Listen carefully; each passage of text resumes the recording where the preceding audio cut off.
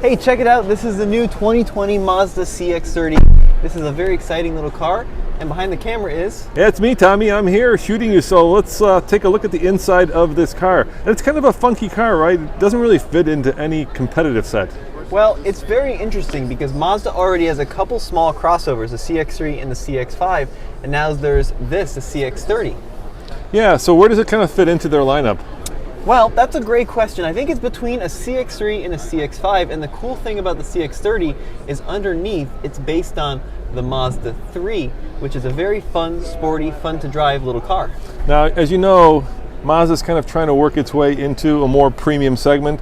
So if you guys are aware, Mercedes, Audi, even BMW are premium cars. Right. And then cars like Ford and, of course, Toyota, these like more mainstream cars. Yeah. And then there was a segment in between which was kind of occupied by Volvo, so a little bit above mainstream. So let's call it entry-level premium. And I think that's where Mazda's going, especially with this interior. It's really beautiful in here. I love this two-tone kind of contrast between the brown and the black. Big infotainment system up here, and one of this new kind of Mazda trademark is the line of vents across the passenger side. It's just a really great design. I like the partial digital cluster, so we've got an analog tachometer with a digital center portion and then some gauges on the right. Really just a handsome kind of retro but yet modern design. Yeah, and of course here is what I love, a regular old gear selector lever. So 6-speed automatic. Let's go out front and talk about what's under the hood. Sure, what is under the hood, Tommy? And of course we'll show you the car from the outside as well. The Mazda CX-30 has a 2.5 liter four-cylinder, 186 horsepower that sends its power through a 6-speed automatic transmission, just like the Mazda 3. What do you think of this very bold grille? I mean, look at those shark teeth right there. Look at it looks like it's about to swallow a big old fish. Yeah, it's pretty wild. My favorite portion is actually this chrome bit that kind of juts out here, extends all the way down, and then brings in the right side of the vehicle all into one cohesive design. What do you think of the color? You know, I like this color, but I like that color much better. That candy apple red is absolutely gorgeous. Oh, it's just the perfect color. So how much room is in the back seat? You want to sit down and we'll take a look? Yeah. You know, you're going to be sitting behind where I was sitting, Tommy. So it looks kind of tight, dude. Yeah, it's pretty small. There's some scalloping in this rear seat here. Headroom is certainly a little bit compromised. I'm about 6'1". Yep, I'm 6'2". Right? Don't you forget it, Tommy. Yeah, I'm gonna go with that, 6'1". Yeah, it's a little tight. It's a small car. How about let's show them the back. Now, these taillights are really cool. They're reminiscent of an Alfa Romeo in my mind. Yeah, I think they're beautiful. So you've got this LED ring around the outside, and then here you've got this bit that juts out into the center. And check it out, dude. It's all-wheel drive. All-wheel drive with, ready for this? Yeah. Sky Active G. Yeah, Mazda's kind of a little bit behind the ball. They really don't have anything that's electric or hybrid. It's pretty much traditional powertrain. So let's see how much room is back here. Yeah, so power liftgate. Nice.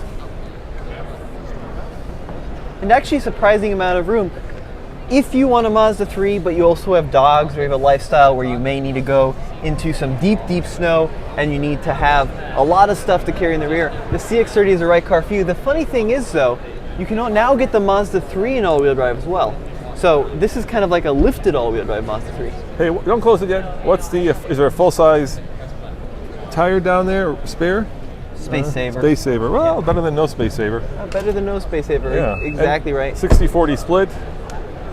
I do like the back end. It is very good looking. So this car is going to be available in Europe later this year, and it's coming to the US a little bit later than that. Mazda says this will start at just under $22,000, $21,900. Let's go over here and take a look at this one, Tommy, because this is the one I love. Look at that red. Isn't that gorgeous? At this moment right now. Oops, there goes a guy. There goes our guy to clean it. I think Mazda has like the best candy apple red, period, and full stop. I mean, it just doesn't get much nicer. Yeah, for sure. So let's finish it up around the front of the car, huh? Yeah, they won't let us go up there on the podium there. It's precious, I guess. Yes, it's very, very precious. Yes. It'll be at the local dealership soon enough, but we can't go on the podium. So I'm actually flying out to Is there a little bitterness in my voice, Tommy? Yes, a lot of bitterness.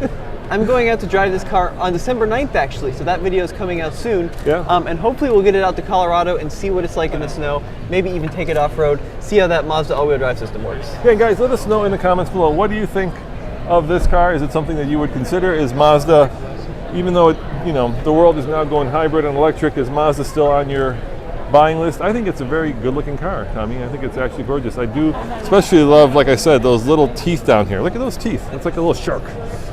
There's the teeth. Now you can see it. That's angry. cool. I actually like this little strip of orange. I think that's a cool look too. And Tommy, you know this, we get a ton of questions from you guys, and because of that, we're starting a new live show every Monday and Friday at noon Pacific Standard Time.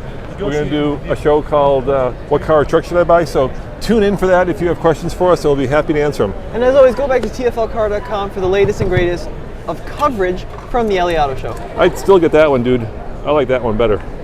That's a good looking car. Look at that.